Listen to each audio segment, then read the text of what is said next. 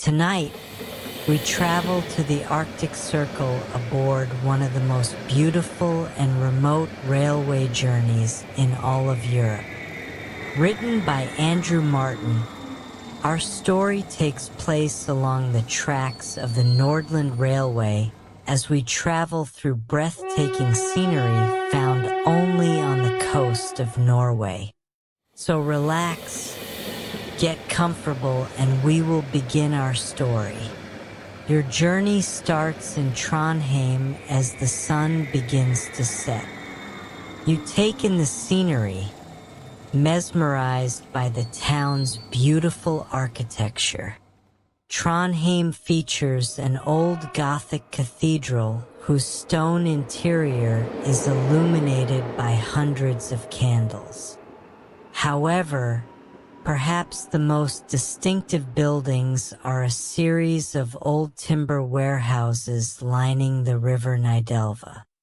These buildings, usually converted into cozy, fire-lit restaurants and pubs, are painted in rich shades of brown, red, green, or sunflower yellow.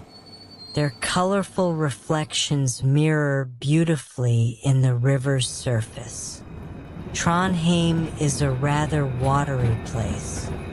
Along with the river, there is a relaxing canal running through the heart of town. Yet, the most notable body of water is the great expanse of the Trondheim Fjord, into which a good deal of rain falls throughout the year. The night before your journey, you look down from the restaurant of your comfortable hotel in Trondheim. You watch the marshalling of a freight train near Trondheim railway station. At regular intervals along the track, electric lights twinkle red and yellow through the mist made by the falling rain. The gentle rain still falls as you approach the station early the following morning. The streets are peaceful and quiet. The traffic lights change for no apparent reason, as no one awaits them at this early hour. As you near the station, which sits adjacent to the river, you hear the friendly foghorn of a ship crossing the fjord. Trondheim railway station is known for being an elegant, classical building. It is a true relief to enter the warm and bright booking hall. In the station shop, Norwegian commuters are buying newspapers, tea, and pastries. Most of them will be taking local trains, not the Nordland line. The place seems like a home away from home for them. They call out cheerful greetings to one another as they come through the main doors, shaking the water off their umbrellas. The Nordland train is waiting. It is a smart red diesel locomotive pulling 6 red carriages, all very well designed and arranged. You take your seat, which is remarkably accommodating with a tall back and plenty of legroom. Completely content, you feel no impulse to try and exchange it for another. A generously sized table sits before you, and to the side is a wide window. A Wi-Fi connection is available. While you are sure it works beautifully, as most things on Norwegian railways do, you have no desire to turn on any devices today. Instead, you plan to fully immerse yourself in the journey. Norway does not have many railways. A rugged landscape of mountains, forests, and rivers mostly prevents the building of them. But that same landscape has ensured the lines that are built are truly beautiful. As you pull away from Trondheim station, The rain begins rhythmically falling against the window glass. This gives the effect of a black and white film to the sleepy suburbs of Trondheim. They seem old-fashioned, pleasingly reminiscent of the 1950s. You glimpse a man in a rain cape riding a bicycle with a basket on the front. Nearby, a woman pushes a large stroller, holding a big black umbrella over herself and her baby. You sit back and relax. You are traveling in first class, known here as comfort class. It is exceptionally comfortable, which is just as well because your train will be covering over 450 miles. It will be stopping 27 times and passing through far more stations than it stops at. Soon, you are out of town and moving through gently undulating fields. The grass is lush and amazingly green. All that rain is the cause, you suppose. Clouds move like smoke across the steely skies above. There are cattle and sheep grazing, yet no people are in view. This remains true even though the train runs close to farmhouses, sometimes broaching the picket fence boundaries of actual farmyards. These houses are chalet-like, made partly of wood, usually maroon or yellow in color, and always beautifully kept. A Norwegian flag often flies from the roof or a nearby flagpole. There are some tokens of habitation, however. You notice a drift of smoke rising from a chimney and the warm glow of illuminated windows. Over on the other side of the tracks, the train passes by the open sea. Or at least what looks like the open sea, with a couple of giant black oil tankers moving slowly across the horizon. But this is the Trondheim fjord. A woman sitting on the opposite side of the carriage proudly informs you. Sometimes the train seems to descend almost onto the shingle beach. The shore is gently lapped by quiet waves. From time to time, you see small upturned boats on the beach, waiting for smoother waters. Even after the train has stopped half a dozen times, the fjord remains your constant companion. At last, you see an actual person on that side of the train. He is rowing a small boat, wearing a bulky waterproof coat and a large, shapeless southwester hat. As the train passes by, he stops rowing and waves. You cannot see his face, but you are perfectly confident that he is smiling. You have found the Norwegians to be extremely friendly and very well organized. For example, the automatic onboard announcements broadcast in the carriages are minimal and softly muttered. They speak first in Norwegian, then in English. In a few minutes, we will be arriving at, and then the name of the station is given. This is followed always by its precise height above sea level. You find this a slightly puzzling addition, but charming nonetheless. It indicates a strong connection to nature, of which there is a great deal in northern Norway. The stations, like the farmhouses, are usually pretty buildings constructed from wood. There is always a clock on the outside, and often a well-kept garden nearby. You like to imagine the waiting rooms inside, complete with wooden floors, landscape paintings on the walls, and a clock patiently ticking.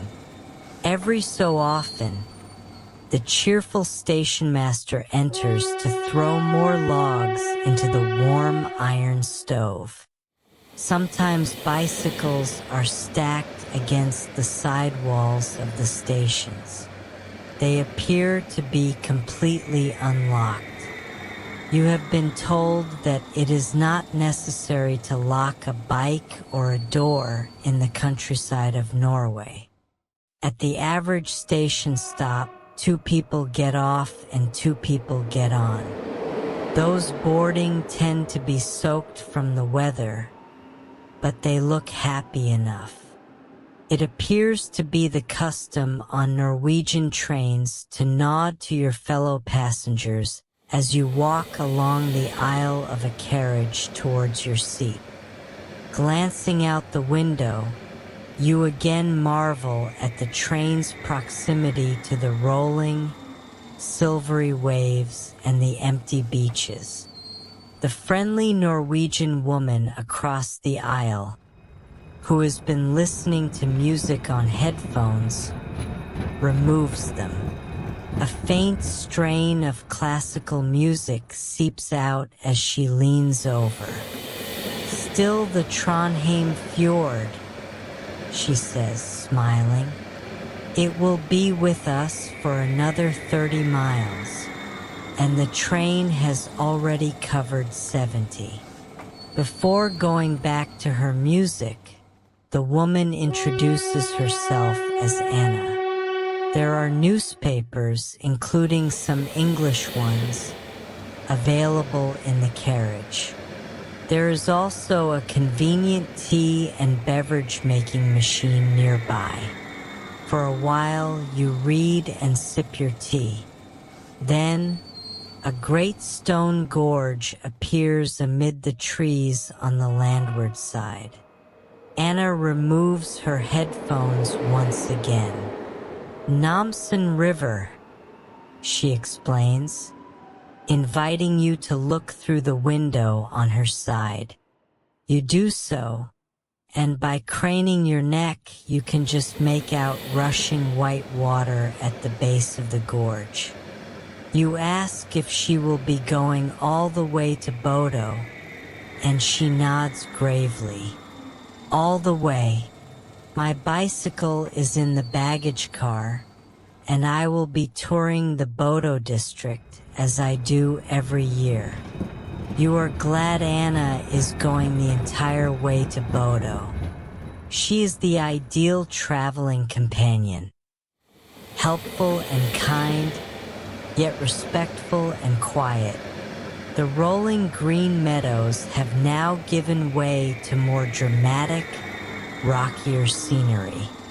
You have finally left the first fjord behind, although others will be appearing shortly.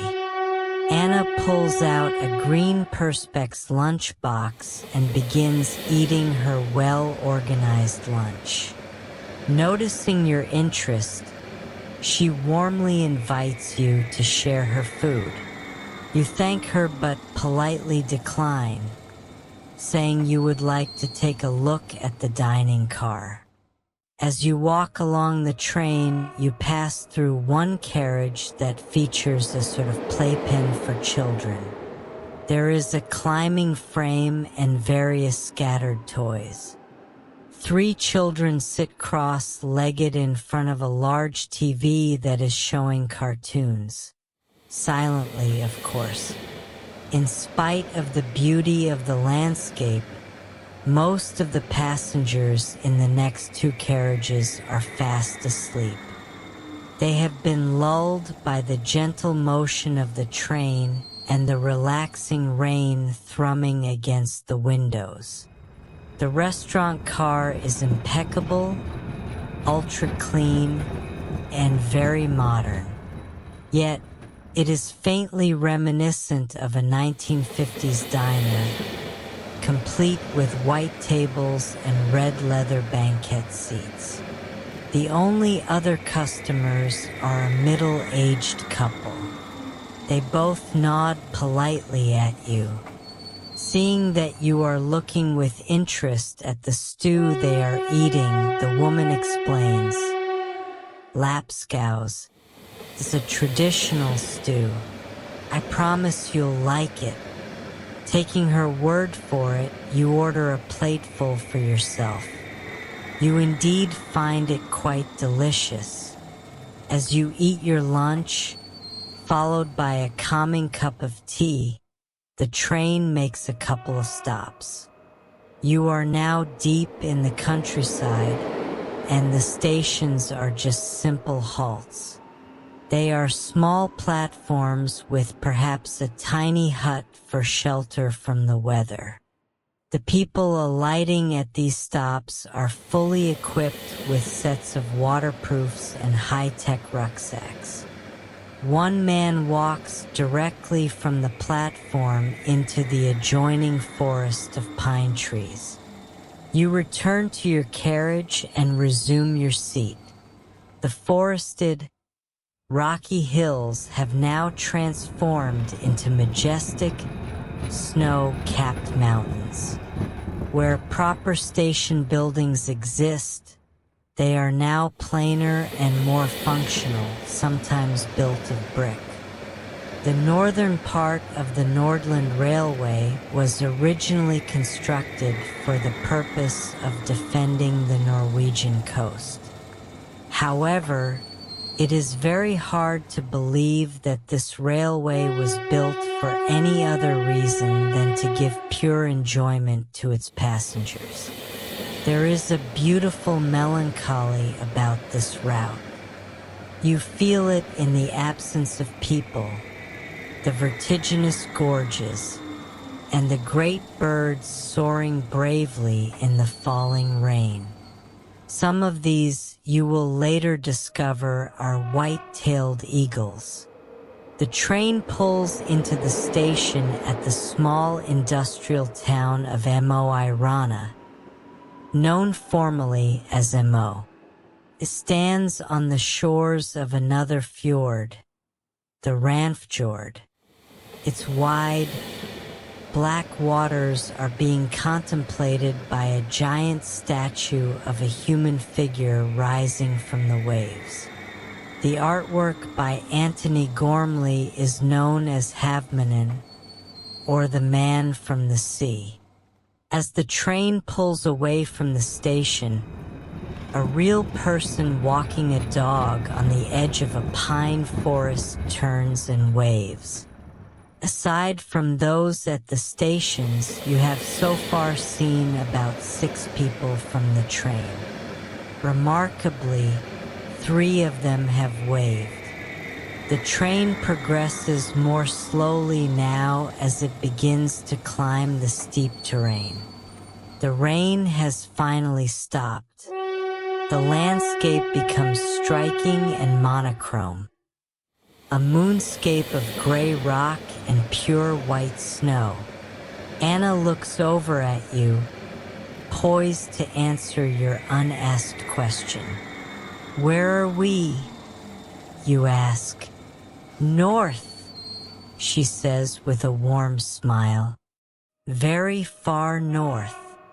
There comes another announcement over the speaker. It is a live one this time, but just as mellow and measured as the recorded ones. Ladies and gentlemen, we are about to cross the Arctic Circle. On either side of the track, pyramids formed of loose stones mark the exact spot.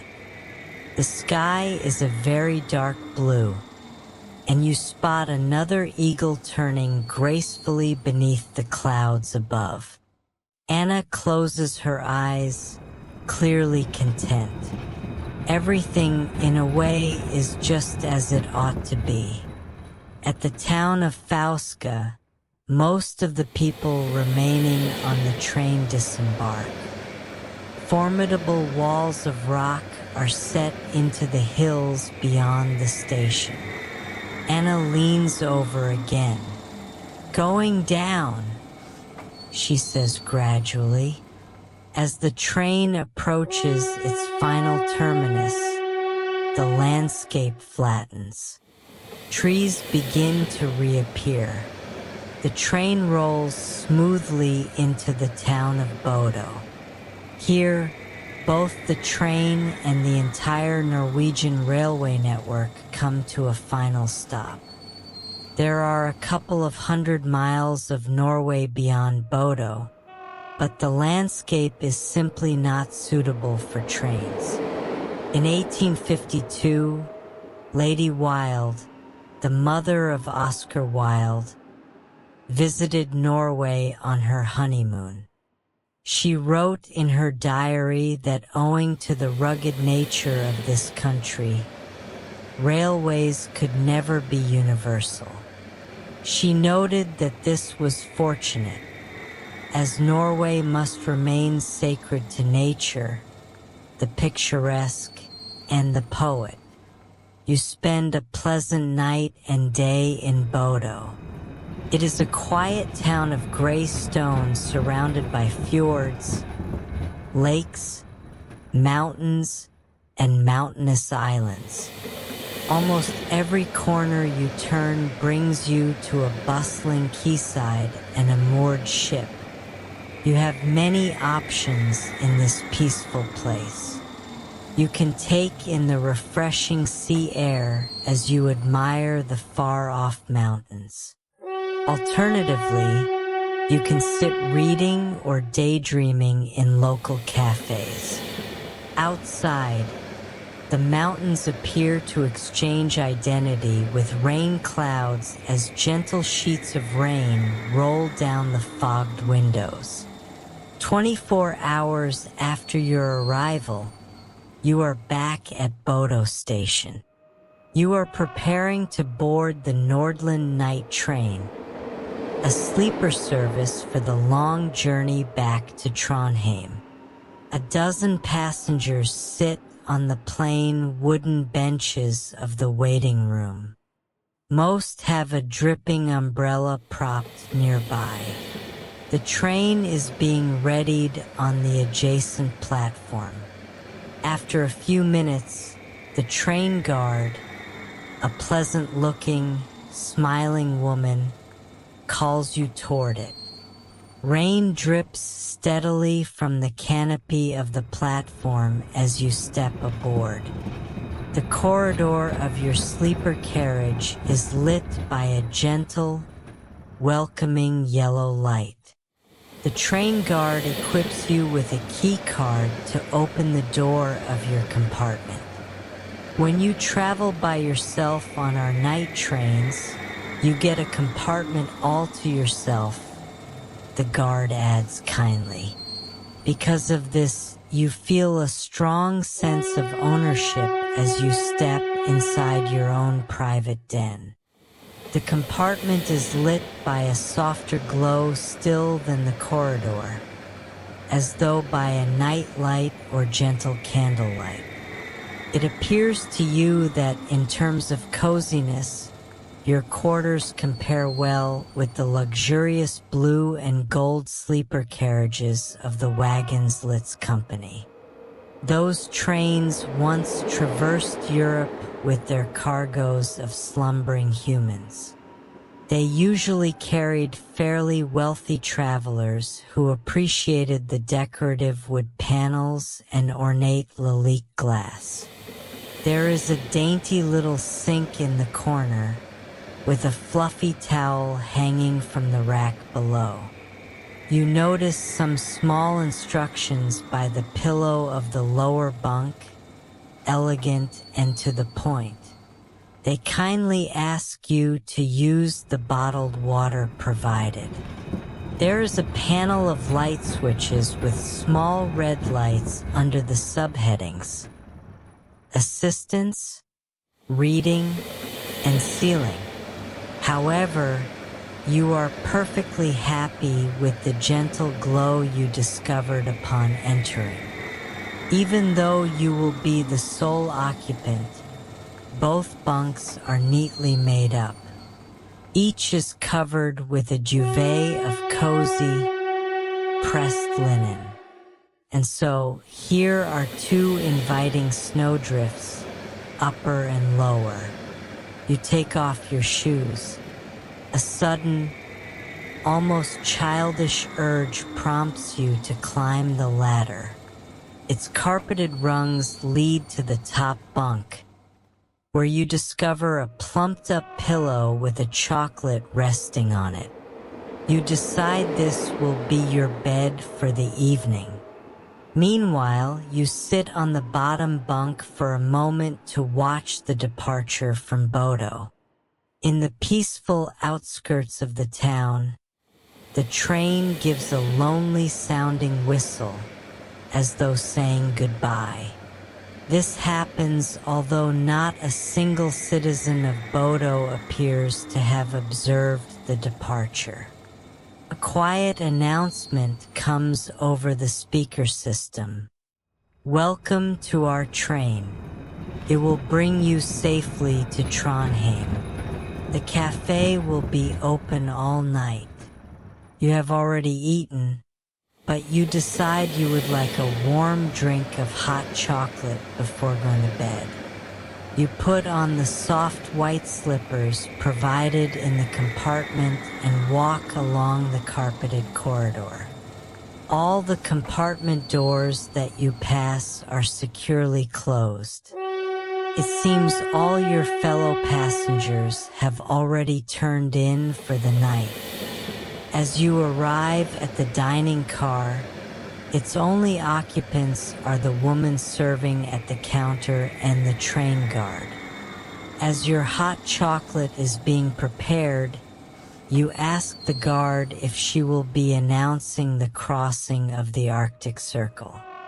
"Never on the night train," she says, smiling warmly. "Everyone is asleep." Sitting down at a table with your drink, you gaze out the dim window. It seems that if the train passes a road, there is no more than a single car running along it. If it passes a house, only a single window might be illuminated. At the stations, there is never more than a single person waiting, if anyone at all. It seems at this point there is no real purpose to the stops, other than to give the train a brief rest. After a while, there are no more farmhouses, or at least no visible ones. By now, all the distant lights have been switched off. As the train approaches the Arctic Circle, the snow glows beautifully in the moonlight. The train guard has left the dining car, and the woman at the counter is sitting on a chair reading a book, or possibly dozing. Walking back along the empty corridor, you notice a faint, peaceful snore from behind one of the neighboring doors. Back in your warmly glowing compartment, you begin to get ready for bed. The window blind is still up, and you sit for a moment in your pajamas, watching as the landscape continues to unroll. As you peer out the glass, you can see the silhouettes of peaceful pine trees in the distance. Comforted and surrounded by the calming wilderness, you have the sudden sense of being the last person awake in the whole of Norway. Well, no. You think, climbing under the soft white duvet. There must be at least one other. It is the man or woman safely driving the Nordland Night Train through the dark. In that quiet moment, you are filled with immense gratitude for the sights and experiences of this breathtaking journey. As you lean forward and finally lower the window blind, you gently lie back and switch off the light. You listen for a short while to the soothing, rhythmic heartbeat of the Nordland sleeper. Then, After only a couple of minutes, you drift off into a deep, deep and peaceful night's sleep.